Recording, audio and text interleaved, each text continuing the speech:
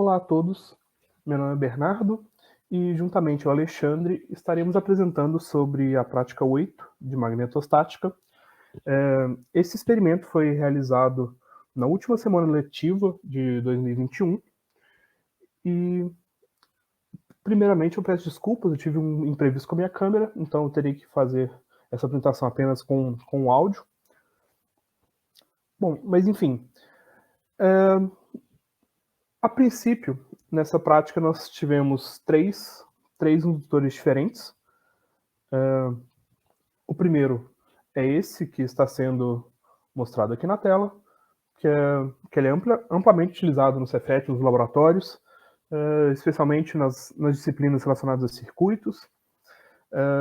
Ele, teoricamente, apresenta uma indutância de 185 mA. Depois, nós utilizamos uma segunda bobina, que é essa que está sendo mostrada agora, que ela é geralmente utilizada em experimentos relacionados à transferência de energia sem fio. Então, o nome que a professora nos passou como referência foi WPT, exatamente de wireless, da transferência de energia wireless, né? E uma terceira foi um indutor cilíndrico, uma bobina, né? E essa terceira eu não tenho foto, o Alexandre mostrará mais à frente ao longo da apresentação. Bom, primeiramente nós aferimos a indutância de cada uma delas, utilizando essa ponte da Agilent. Então, a primeira, a expectativa era 185 mA, obtivemos 185,27, então bastante próximo ao esperado.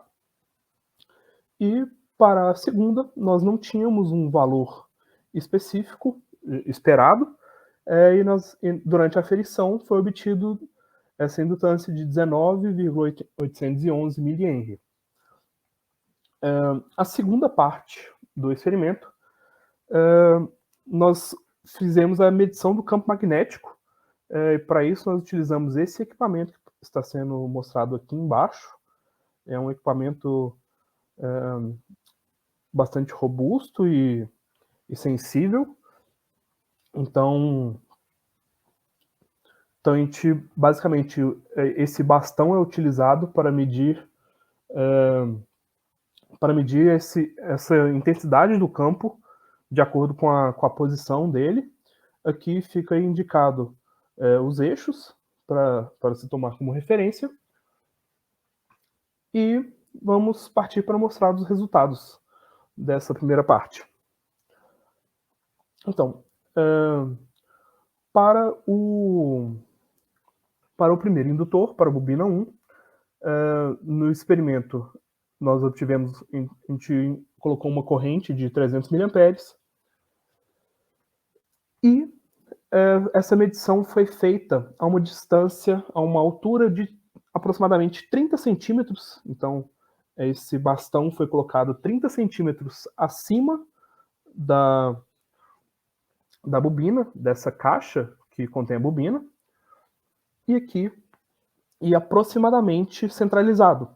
Então aqui a gente pode ver que no eixo X e no eixo Y tivemos valores bem pequenos, abaixo de 1 microtesla, enquanto no eixo Z, que seria realmente o sentido perpendicular aqui, obtivemos esse valor de 21,7 microtesla. Dá para ver que é bastante superior aos outros. Então a gente nota realmente esse sentido em que o campo está saindo da bobina. E para o segundo caso, essa bobina, esse campo gerado por essa bobina, ele tem um comportamento um pouco diferente. Então, devido a isso, não conseguimos medir a uma distância tão grande. Então, a aferição, no caso, uma corrente próxima de 295 mA, e aqui a distância a gente mediu exatamente no centro, sem distanciar sem distanciar da bobina. Então aqui a gente viu que no eixo X, que seria o eixo que está perpendicular à bobina, a gente obteve 168 microteslas, e tanto para o eixo Y quanto o eixo X, valores próximos de 6,3 microtesla. Então a gente nota exatamente o mesmo comportamento da bobina anterior, né, em que o sentido desse campo magnético, o sentido desse fluxo, é sempre perpendicular à superfície da bobina. Bom, além disso, nós fizemos vários testes, né, passeando o bastão por diversas áreas ao redor da bobina, e aproximando e distanciando para conseguirmos entender melhor e visualizar como atua esse campo. E por enquanto é só. Eu vou passar agora a palavra para o Alexandre e até mais.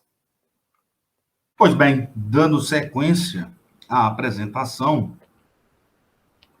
vou me ater à parte específica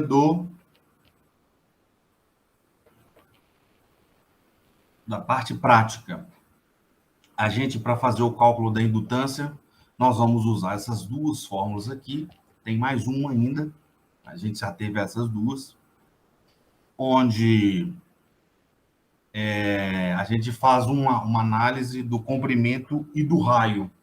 E é o seguinte, se o comprimento for muito maior do que o raio, a gente usa essa fórmula aqui.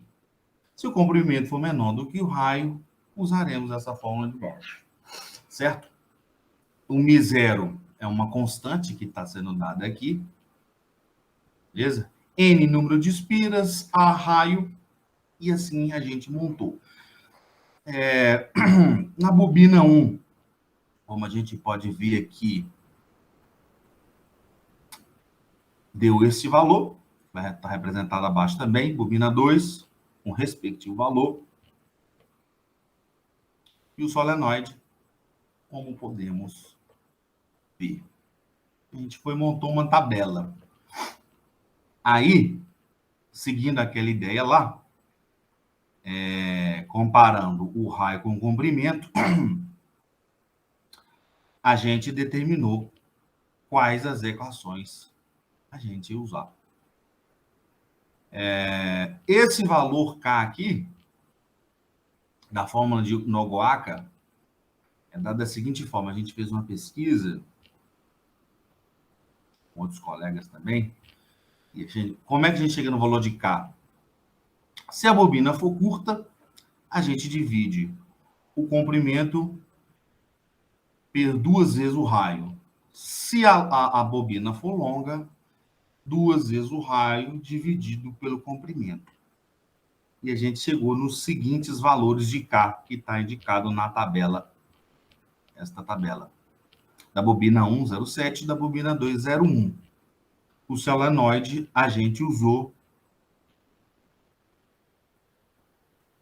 essa equação aqui e não utilizamos o valor de K. Aqui está o valor medido pela ponte de cada uma, certo? E a gente não usou nenhuma ferramenta sofisticada para fazer o cálculo, a gente usou simplesmente o Excel mesmo. E a gente pode perceber o seguinte, que da bobina 2 e do solenoide, a gente tem valores próximos do medido. Mas, no nosso caso específico, o valor calculado do indutância da bobina 1 não ficou tão legal. Como a gente não tinha o valor da seção, a gente não pôde usar uma terceira equação que poderia entrar aqui, que usa o S, que seria o valor da seção reta. Talvez com essa outra equação a gente poderia chegar num valor melhor, no caso específico da bobina 1. Certo? E o que a gente pode concluir? Que no laboratório, a gente com as ferramentas que a gente tem uma visualização maior dos campos eletromagnéticos e que esse mundo invisível, né? A gente pode tatear, poder enxergar, né? E o cálculo, devido como se fosse o mundo real, não é diferente do mundo dos cálculos. Mas eles se aproximam, de modo geral, aqui nos nossos cálculos, eles se aproximaram. Só esse primeiro aqui que a gente poderia ter usado a seção reta para calcular e se aproximar melhor do valor medido pela ponte. Certo? E ficamos por aqui.